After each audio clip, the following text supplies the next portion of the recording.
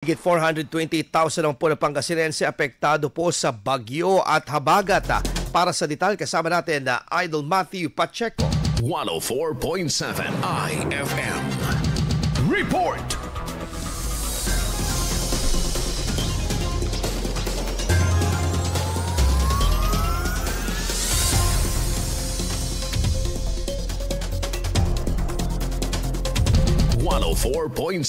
IFM Report.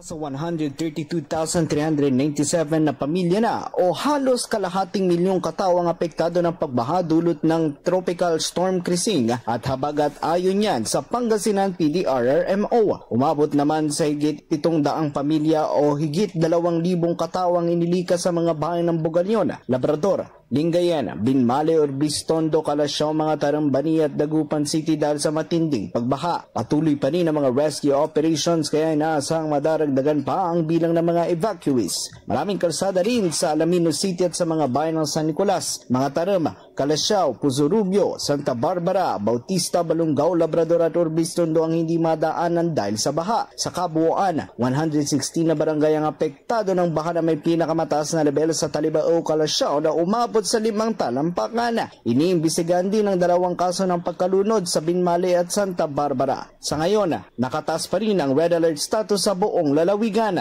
Nagbabala naman ang PDRRMO na bagamat huminto ang malakas na ulan, patuloy ang pagdaloy ng tubig mula sa kabundukan. Samantala, may panibago rin sama ng panahon na inaasahang magdadala ng ulan.